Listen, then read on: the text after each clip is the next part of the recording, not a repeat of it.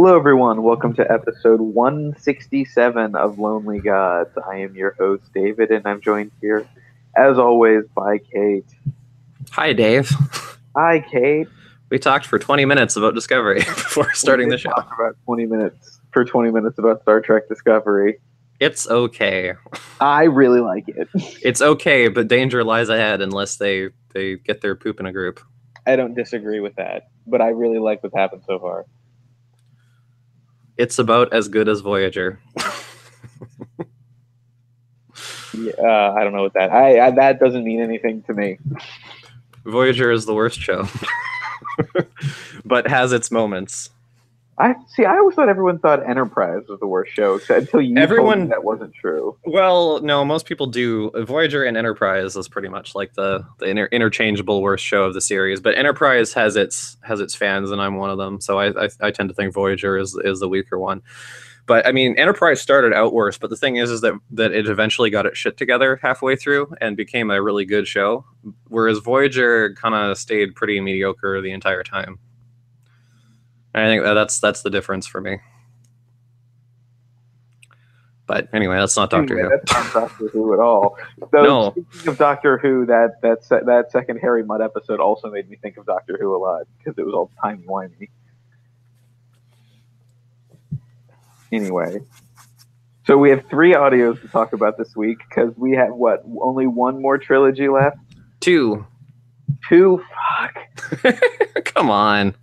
None of them have to do with finding the cure. They keep casually mentioning it at least once a story, but they're not actually doing anything in that regard right now. I don't disagree. And I'm sorry, we'll get to it, but I really didn't like the 3rd story this week. So, but the first one, which we have, so we're these are the monthly range stories. The Emerald Tiger, the Jupiter Conjunction, and the Butcher of Brisbane. And we will start with the Emerald Tiger. So, Kate, why don't you set the stage here? Oh, well, motherfucker. I know I'm so bad at summarizing things because it always ends up with me talking about motherfuckers and niggas and stuff. Well, you're going to have to summarize the second 2 because it's been forever since I listened to them now. Okay, fine. So the Emerald Tiger, the TARDIS lands in Calcutta in the 20s in India because the Doctor wants to see a cricket match because he is an English dandy. He loves cricket. This is multiple cricket-based or cricket plot lines. Yeah, they are. Anyway, so there's a fucking cold open, which is 10 years prior, where there was this fucking naturalist fucking expedition. Doing this on purpose at this point. Expedition into the jungle where they were and there was this hidden lost world part of the jungle where things were made of gems and stuff, and then these werewolf tiger people attacked, and that was that. So now the wife who lived is going on a train back to that area with a talking gem tiger that she made friends with to find her, I don't know. I think to blow up the tunnel so that the were tigers can't come back or whatever, because her husband and child were killed. Although actually we find out later her child actually just became Tarzan. Yeah, that was weird. It was weird. I like this story, but there's some parts that make you scratch your head, but it is a really good story overall.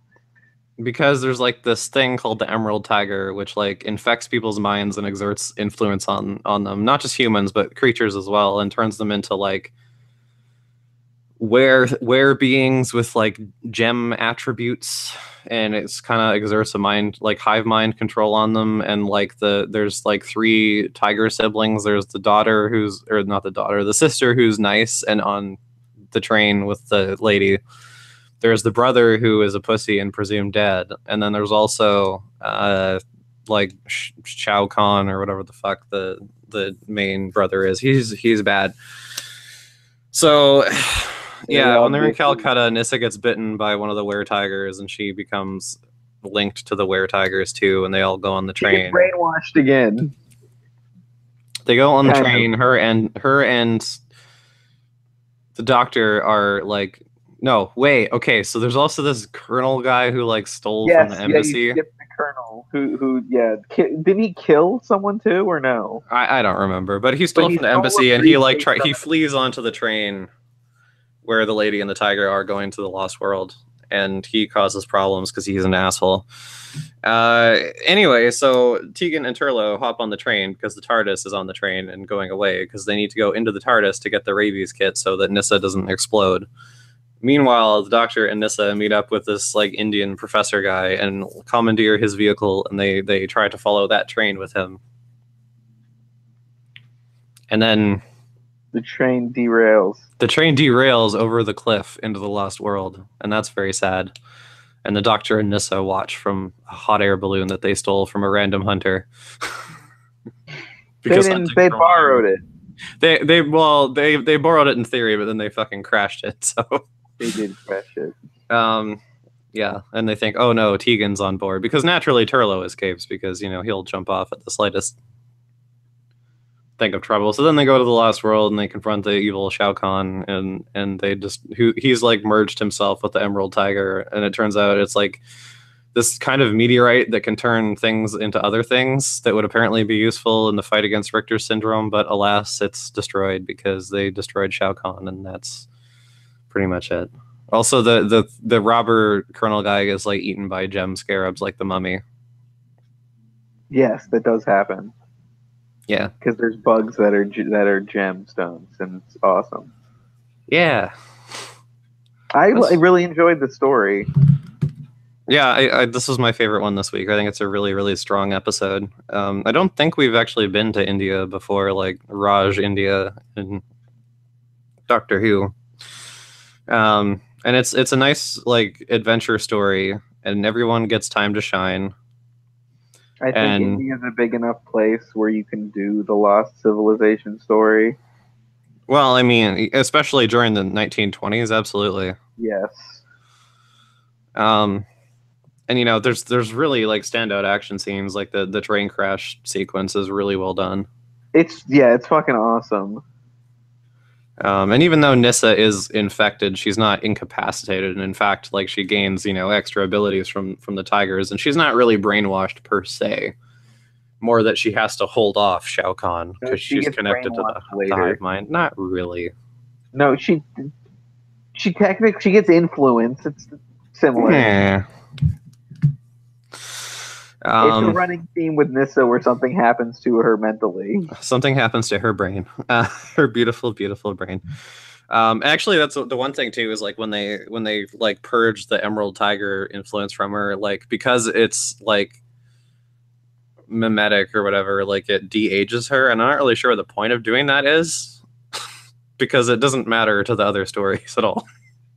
Yeah, they made her young. I forgot about that. They made her young again, so they could put younger Nyssa on the covers again instead of current Sarah Sutton on the. I don't know, because it like plot wise it doesn't really matter, and I don't know what the point of doing that was.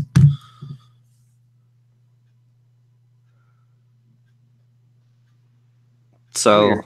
Very weird. It is very weird, but good. Who cares? But it was good.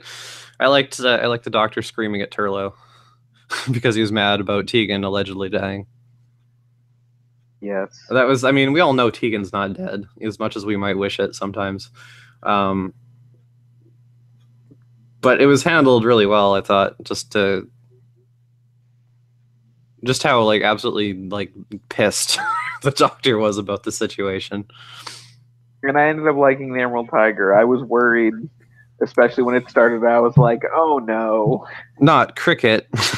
No. But I was like, "Uh-oh, we're going to India. It's a setting, and especially an era rife for just like very stereotypical storytelling and very generic like adventure-y stuff." And I was very pleased with what they ended up doing.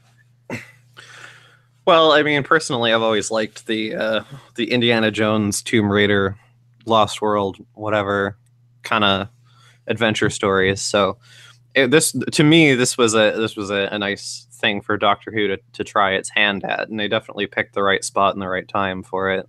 I like the And characters. Like I like the. oh yeah, the professor characters are good. Oh, that's the other thing too. Like the gay professor turns out to be the lost tiger brother. He doesn't actually end up doing much with that information other than dying. But you know, But I really liked him. wow, you're real muffled all of a sudden. So, Anyway, yeah, but it was definitely a nice jolt of energy after fucking Rat Trap. I'll tell you what. Oh yeah, that's very true. Ugh. So early good comeback and definitely well worth. Well worth. Well, I was gonna say well worth watching, but I guess well worth listening to. Well worth hearing. Yes. So if you don't give a shit about the whole Richter syndrome arc, this is definitely one of the parts you should listen to. Yeah, and I mean, even if you haven't been following along every episode of this plot line, like it doesn't really matter. So you can probably just pick it up as long as you're familiar with the Fifth Doctor in general. Yeah. So next up, we have the Jupiter conjunction, and correct me, this is the one with the space ghosts and the moon base and the giant cannon, right? Well, it's the ones with the cloud creatures, the comet, and the giant cannon. Yes. Okay, yeah, it is a comet, and yes, it is. I know they weren't actually ghosts. Nor were they coast to coast. No. So, the TARDIS lands in a what would you call it? It's essentially they're using comets to transport material. Yeah, it's basically like a second-class freight system where they're transporting material and goods from Earth to the Jupiter colonies in the 2300s, I guess. And it's basically they're using the orbit of the comet to do the traveling for them, essentially. They hollow out the comet. Yeah, well, I don't think they hollow it out, but there's like a human settlement on it that's like a company town, kind of. And like they also do take passengers, but it's like... Hey? Built into it. I was under the impression it's like built into it. Well, sure, but it's not like hollowed out though. No, not the whole thing. No. But anyway, so yeah, it's basically like a cheap freight option. So it's for people that can't afford to have things just like shipped directly, essentially. And there's also people who there's like a shanty town of people who are like hitchhiking on it as well. Yes. So the TARDIS lands and the Doctor. They're not immediately. Someone's immediately arrested. The Doctor and Turlough are pretty much immediately nabbed. Whereas Nyssa and Tegan are hanging out with Violet, who claims to be one of the hitchhikers whose friend went out on the surface. She hasn't went in contact with him, so they shoplift his spacesuit so they can get up to the surface because only like company agents or whatever are allowed to buy spacesuits or some shit. Yeah. Meanwhile, the Doctor and Turlough are accused of Drinko's pee-pee. They of theft. Of theft. Someone has been stealing, making things disappear. Yes, they've been stealing shit from the cargo holds, which is confusing because they're locked and they kind of just disappears. And so when they see the TARDIS materialize, they're like, aha, it must be this. That's how you get in and out. And the thefts are strange because some of the things are high value and other things are totally worthless. But so there's not really like much of a pattern that they can discern with the thefts. But so naturally the Doctor and Turlough are accused because they're always in trouble no matter where they go. Well, strangers have shown up. They're the obvious suspects. Well, clearly the people who just arrived are clearly the ones that have been causing you problems for months. I didn't say they were the right suspects. I said they were obvious suspects. They were obviously stupid suspects. Yes. Which is one of the points the Doctor keeps bringing up. Yes, until he decrypts the security footage and it actually does show the TARDIS and he's like, oh well. It was tampered with security footage. It was tampered with for sure. It doesn't make sense. Like he makes the point too. He's like, why would I decode it if I knew I was in it? Which I think the response is basically like, well, you're an idiot, so. That's true.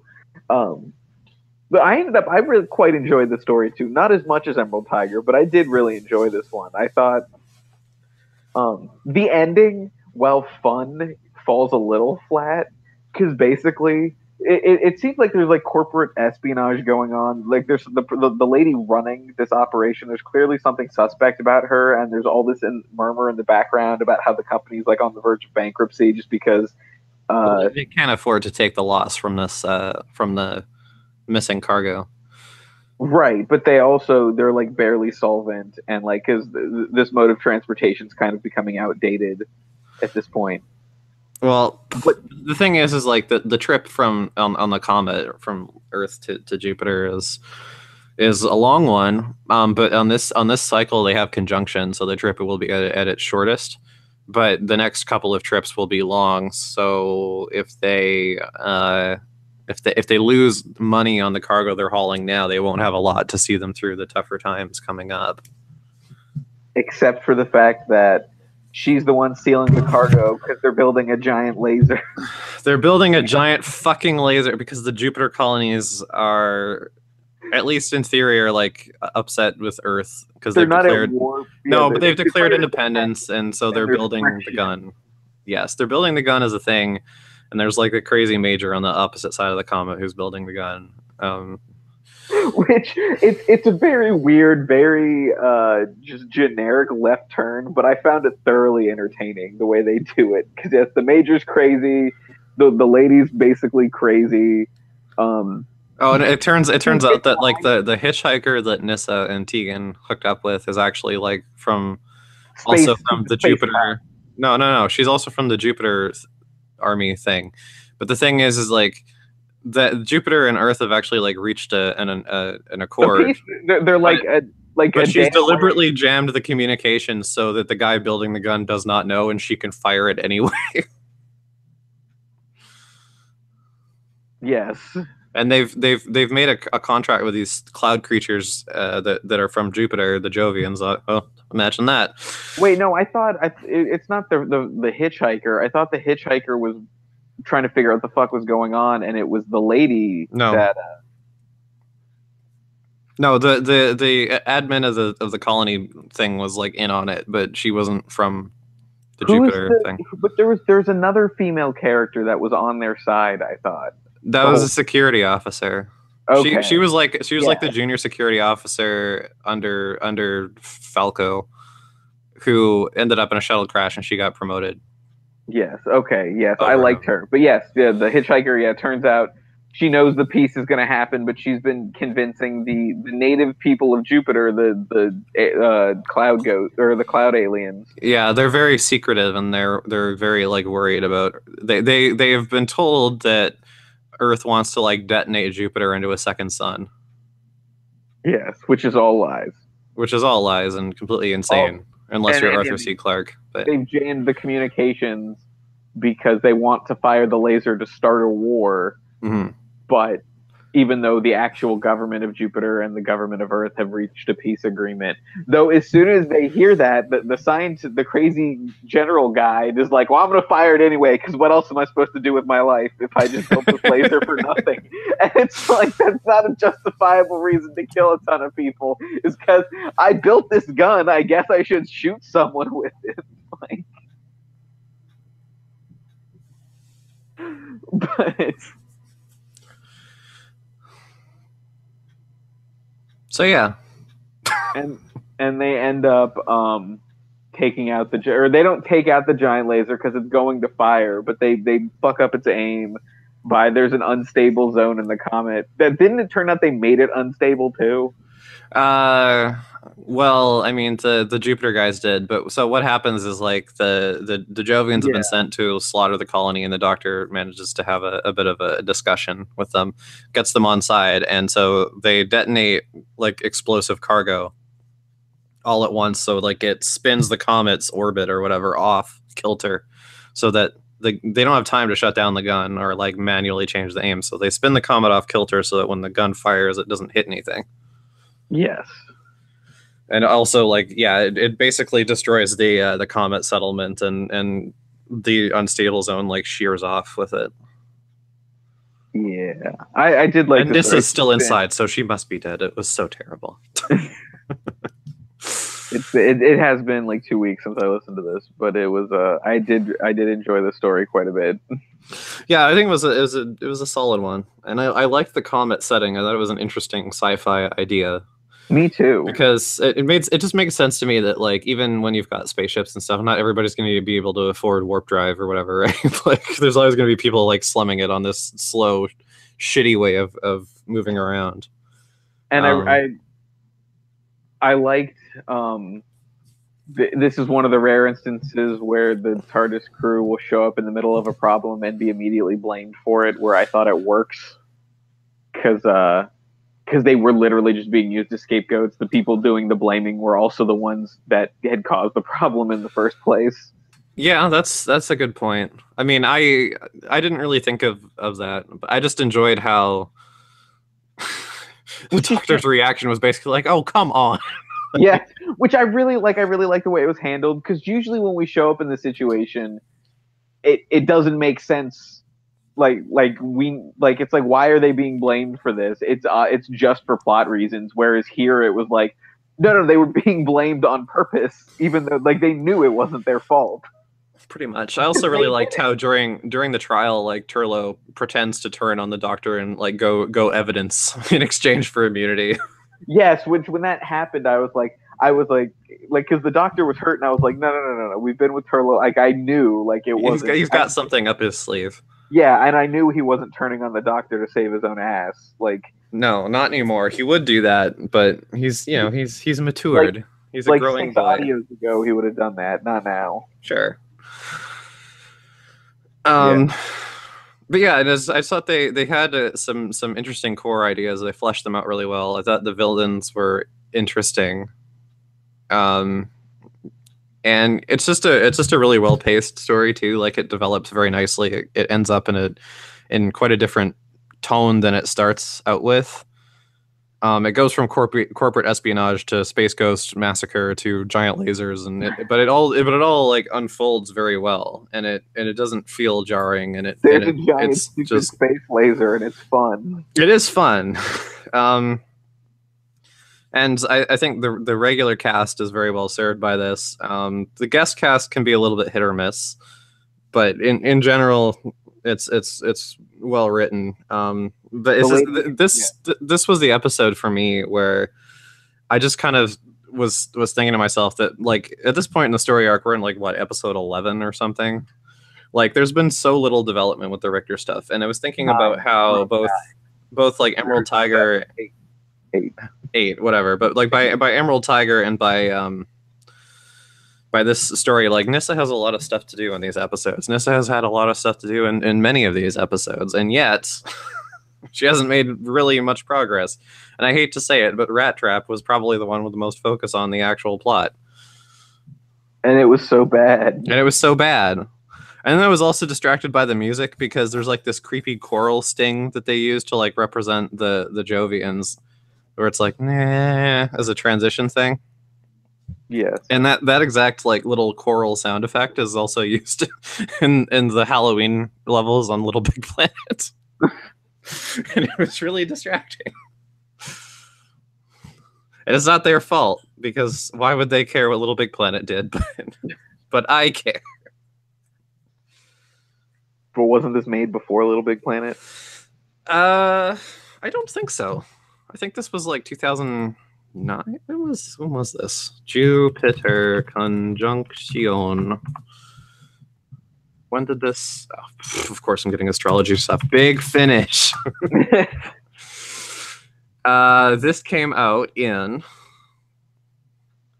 May of 2012, so it was 4 years after the original Little Big Planet. So I like that you remember that Little Big Planet came out in 2008 right off the top of your head. I do remember that, because I was a fairly early adopter of the PS3, and believe you me, having good games finally come out was a great thing. 2008 was the year when we finally got something to play on our machine. There was a lot of really good games in 2008. Yeah, well, I mean, especially for PS3. So we finally got a port of BioShock, which I hadn't played, so it was new to me. We got Little Big Planet, we got MGS4. Like things started to happen. Uncharted, it started to happen. Like so, yeah. I really like the Prince of Persia game. Oh yeah, that actually wasn't that bad. I love that. The one with Nolan North, I love that game.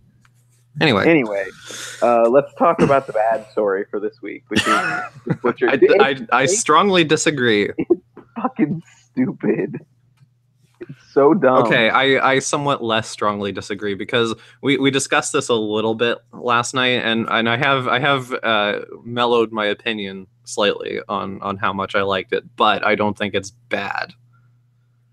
It's a shitty Tank Girl ripoff. I don't care. The Butcher of Brisbane. We go back to Australia, but this time, what year are we in? We're in the future. We're in the 51st century. It's a prequel to the Talons of Wang Chiang. And wait, what? It is? Yeah. Huh? I didn't get that at all.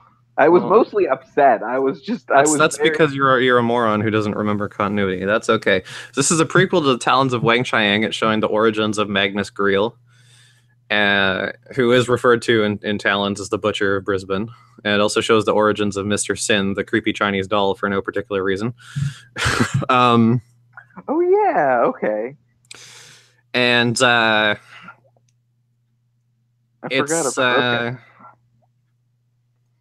it was ripe to explore because, like I said, he was referred to as the Butcher of Brisbane in Talons, and here we have with Tegan a character who is from Brisbane. So unlike other Big Finish sequels and prequels, it actually seems somewhat of a natural fit. So we go to the 51st century where Earth is in an ice age, so the habitable zone of land is quite small.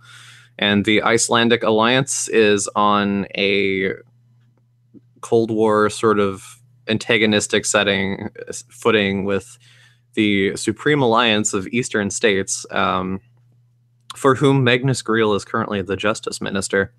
And they've sent a delegation to Peking to have a chitty chat about some peace. They haven't built a big space laser, to my knowledge. Meanwhile, Magnus Greel is employing this alien scientist called Findecker to develop time travel for him that he can use against the Icelanders. Both of them mustache-twirling villains. I mean, Findecker a little less so, but he still definitely is. I like Findecker less, actually, but I'll get to that in a second. I feel like Greel has an excuse because he's kind of constrained by the characterization that was in Talons. But anyway, so that's the whole thing. But on the way there, oh my god, ow! Just wrenched my headphones out. On the way there, in the TARDIS, they hit a Zoopadoop beam, which is from Findecker's incorrect time travel, and it like makes the dimensions of the TARDIS not be correct, and so Turlough and Nyssa end up 3 years in the past. In this snowfield on a mountain, which is like the dumping ground for all of the bodies that Findecker is generating. And they fall in with these like free press reporters and end up embedded within Greel's like political administration. Turlough becomes a secretary. Nyssa ends up engaged to Greel. And so when Tegan and the Doctor finally show up, they are already 3 years gone for them, I guess, which is interesting. Yes. That part is interesting. And so, yeah, the Doctor and Tegan they're captured by Findecker. They fall in with the journalists, and they try to expose the thing because and make sure the peace thing goes through, even though the Doctor knows that really they can't do much other than leave because he already knows that Greel ends up in Victorian London to be shot at by Henry Gordon Jago and George Lightfoot. So, yeah, and also there's like cybernetic dingoes. Yeah, that part of the story is really fucking stupid. Well, I mean, it's meant to be a hallmark of the society of the current time that like cybernetic animals and just cybernetic things are commonplace. And they didn't really come through very well. There's actually a deleted scene where Turlough was talking with a cybernetic rickshaw that actually is like part person. And there's like buffalo guards and stuff as security officers, and yeah, there's the cybernetic dingo minions. And the dingoes took my doctor. That's why it was very Tank Girl. Well, I mean, it's very Australia. What else are you going to do? You have to have dingoes. Crazy, like, borderline apocalyptic, because it's this ice age, and, like, everything's going crazy. And... Yeah, so basically, I mean, history takes its course where Greel discovers that Nyssa has been feeding information to the Icelanders, and he flips out, and Findeker makes the time cabinet that we see in Talons. And things go tits up, and Greel and his Chinese fucking homunculus go in the time cabinet. And even though the doctor says it's built wrong, so you're gonna fucking turn into a horrible monster and have to feed on the life forces of Victorian prostitutes, nobody fucking listens to him. So he goes off in the time, and that's that. And then it turns into a much more interesting story. Well, does it? I like Talons of Weng Chiang. Yeah. Well, it's oh, okay. I thought you meant then this episode turns much more interesting, and I'm like, but that's like with 5 minutes left. What are you talking about? The story ends, and the story continues in a much better one. Okay. Yeah, Tegan's mad at the doctor because she doesn't want to see her hometown laid to waste, but he won't do anything, and he won't tell her why, and she gets mad. And the doctor is, like, honestly needlessly cryptic. Because he doesn't, she's like, okay, well, where does Greel go? How do you know that? Were you there before? And he doesn't say one way or the other. And it's like, it's already happened. There's no reason for you not to. Like, yeah. I don't get it. No one that is with him in the TARDIS was going to go back to fucking Victorian London. No, I don't understand why that's a secret. I know hanging out with Jago and Lightfoot would be fucking awesome, but we're not doing it right now, okay? No, I don't understand. But, so yeah, I think there are interesting parts of this story. I like the little bit of the time travel. I like the journalism part of the journalists part of the story, like because basically the guy we meet the guy twice at the beginning because he gets shut. He ends up as one of the test subjects.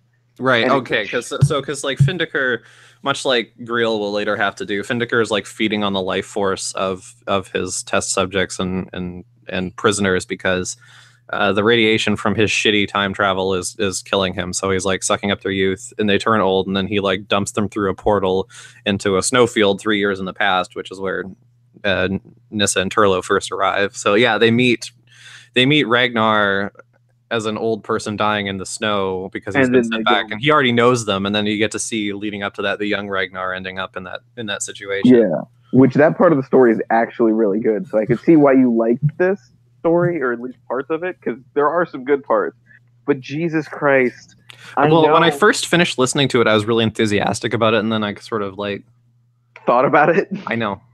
Then I thought about it and sat with it a little more, and the more a few things started to bug me, and there's really one big complaint, but it's okay, Kate. I liked Star Trek Into Darkness the first time I saw it, and then I thought about it, and I was like, oh wait, that was not good. No, but I mean, this like. I thought that it was a neat idea to revisit Talons in this way and to use Tegan's like already established hometown. Because the natural thing, it's like if you're going to do a sequel to Talons, you would think Victorian London. But sort of doing a sequel that's also a prequel and using the Brisbane setting was more interesting than you might have otherwise done. And that's the way that I felt that, you know, this is it manages to be a sequel to a classic series story, but it doesn't feel like a cash-in or just like done for the sake of it the way that sometimes can. Yeah. And does, as we'll see in next week's episode. Except I found both Greel and I can't remember the scientist's name. Findeker, both just obnoxious mustache twirling villains. And I thought the whole cybernetic animals thing was dumb, and it wasn't dumb. It's fine. It was just pointless. Like they didn't really serve a point in the story. It was just like this unnecessary detail with these dumb cartoonish voices. I didn't mind it just because, like I said, I mean it was meant to be just something that gave color to the culture of the time, but they didn't they didn't really make it clear enough that this wasn't just something that Findecker did because he was a mad scientist, and that this was just like a standard thing. They didn't have enough time spent with the society in order to make it seem like it was a normal thing, because we were so focused on trying to find Nyssa and Turlough that we didn't have much time to really explore what the world was like. So it didn't work as well as it could have. It seriously feels like a bad but interesting 80s movie. I kind of like Chops just because the doctor treated him like a pet dog. Yeah, Chops that was funny. Chops was okay, but it was like it's just all of these weird elements, and then the two antagonists in this story are just so cartoonishly evil. Well, again, Greel didn't bother me because it fit with Talons.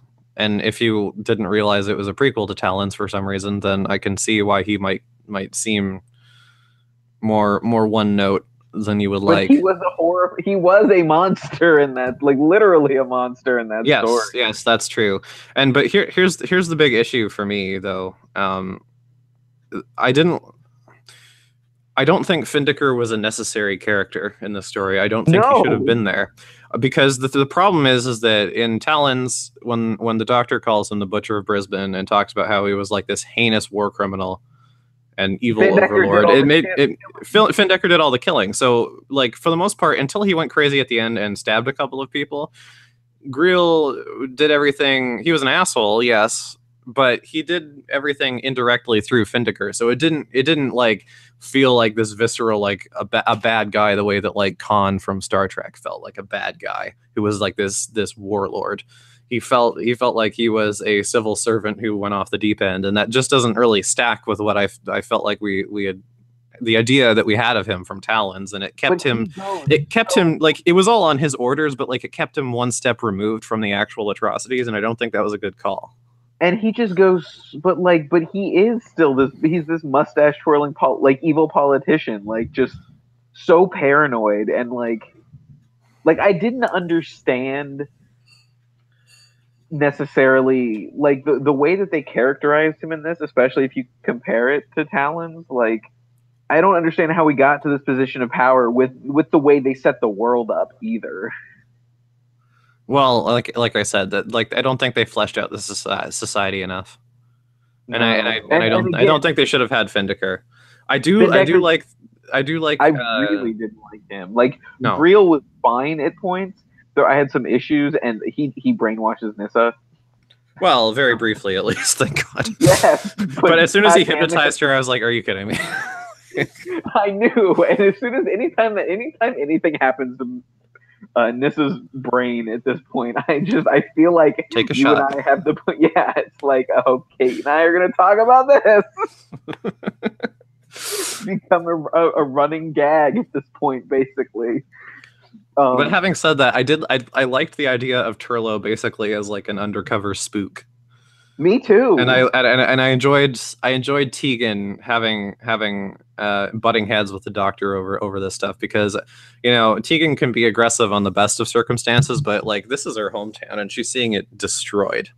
Yeah. And I thought that was well done. And I really like the idea of having the companions arrive 3 years apart and not going back in time to get them. They're like it was 3 years.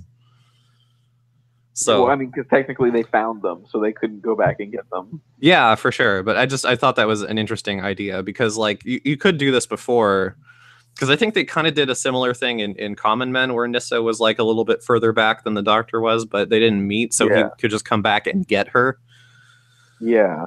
But though I think it's funny that they did it with the two characters, where if they spent 3 years off somewhere, it wouldn't even though because we are in between episodes of the TV show, it wouldn't matter. Yeah, it's because Turlough's an alien, and they're both aliens. So. Well, not only are they both aliens, but Nyssa's already been old and de-aged. So yes. Which again, this both the Butcher and Jupiter conjunction do not mention it more than a throwaway line or two. Like it has absolutely nothing to do with anything. But yes, I have no idea why they did that. So I thought it was good enough. Like I said, when I finished listening to it, I was really enthusiastic, and then kind of went, maybe not.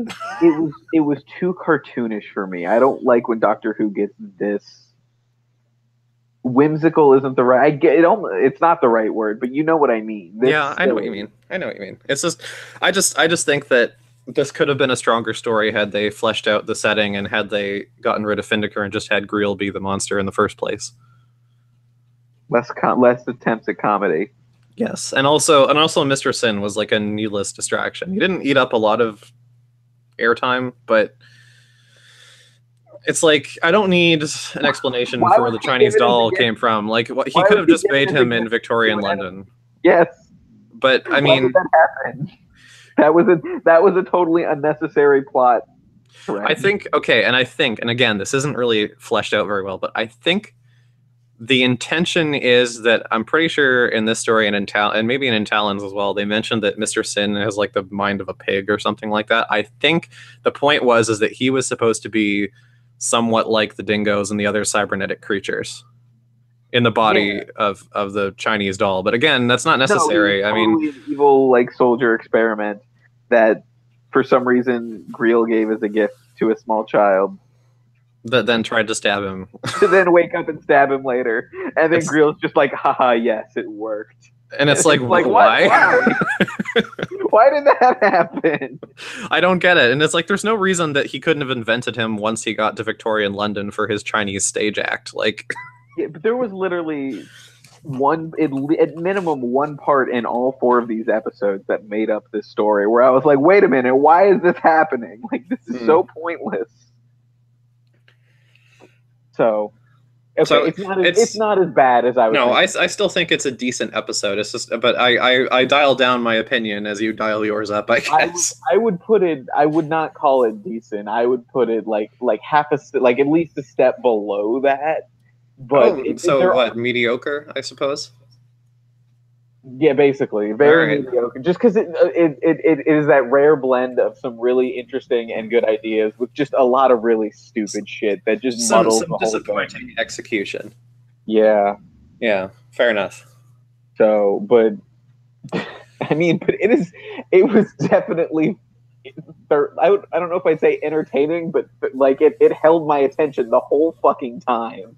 I could not stop listening to it. I had to know where it was going and what the fuck was happening. Yeah, I mean it's a fairly popular story. I think part of that is just because it's a sequel to an extremely popular story. But Talons of Wang Chang's fucking amazing. Oh, for sure. But this won't be the last time we hear of Greel. I believe he's back in. That's not. This story felt totally unnecessary. Yeah, I kind of agree, but I'm pretty sure Greel is back on the Jago and Lightfoot series. So. Okay, cool. That actually sounds very. That like I look forward to that then. But like, if this is how you explain his backstory, my question for you would be why? Why did this need to be told? This didn't. I don't feel like it added anything to his character. If anything, it didn't, and the reason that it takes it away because Findecker did everything. Exactly. That's the reason it doesn't work. If they got rid of Findecker and he had just been an asshole doing all these experiments, it would have fit much better. You only need one mustache twirling. Like was my big problem. Is like I don't mind mustache twirling villains in Doctor Who. It happens all the time. But you have an evil politician and an evil scientist. Just combine them. You really should have combined, especially because and Findecker's the one that's got to go because obviously without Greel, there's not much point to this. So. He only existed just so the Doctor could lecture someone who should know. Pretty much, because Findecker's dead by the end of it anyway, so it's not like he really counted for much. There's no reason that Greel couldn't have just done this himself. Anyway, that's that. That is that. That is that. That, as they say, is that. I was very passionate about that one. Good. I had to let you know my displeasure with. I was gonna be like, man, fuck you, Dave, you're wrong. And then I was like, you know what? Maybe Dave's right. Maybe Dave is partly right. I'll accept that. But yeah. Anyway, so what's our trilogy for next time, and is there anything beyond it? Yes, next time. So the Fourth Doctor Adventures season 7 has begun. It's unlike yay. Yay. Yay? Question I guess. mark? Yay, I don't know. Mark. So unlike the previous seasons, what they've done is they've moved to a box set format for the season going forward, where they've split the 8 episodes into 2 box sets of 4. So the first box set is out now, and we're not going to do all 4 episodes in one shot because that's just too much. So we'll be tackling the first story, which is The Sons of Kaldor, which is a 4th Doctor and Leela adventure with the creepy mechanical men. Which creepy mechanical men? The ones that were on the Sand Miner, the robots of death. Was that the one that was like where they were on the big trolley that was under the sand and? Yeah. Okay, cool. Oh, that actually sounds interesting. It's been a while since we've heard from Leela, so like even if these are somewhat lackluster, I'll be interested to hear. That's because we stopped listening to Gallifrey, so she does leave that at some point. You know what? We might hear Leela again sooner than later. Well, Ooh. Maybe. Anyway, and for our 5th Doctor trilogy, the penultimate trilogy of this overly long story arc, we have Eldrad Must Die, which is a sequel to The Hand of Fear. Dave. Oh, that's gonna be bad. I don't remember. What was the Hand of Fear? The Hand of Fear was the blue gem lady that Eldrad must live, and Sarah Jane was possessed and took over a nuclear plant. Oh yeah, I can't remember what did we feel like about that. I thought so. That's what It was Sarah Jane's last story. Wasn't there like a weird crash spaceship too? I don't think so. I don't remember. Maybe they ended up doing this thing, and then Eldrad fell down the hole.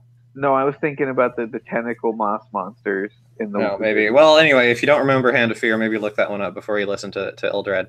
The second part is The Lady of Mercia, and the 3rd episode is Prisoners of Fate. I wonder if any of these will have to do with Richter syndrome. You know what? You just might be pleasantly surprised. Maybe. Well, they gotta get back to it soon. There's only 6 episodes left. Well, yeah.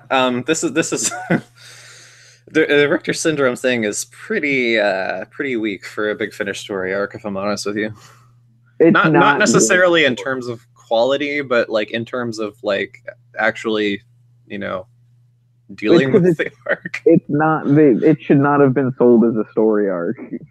Probably not, or at the very least, it shouldn't have been told over 15 episodes. You can give Nyssa a goal, but just have her just be hanging out with the TARDIS crew and also doing this. Like, Turlough's trying to go home. He's not getting there right now, but... Anyway, those 4 things. All right, so we will be back next week with that. Bye, everyone.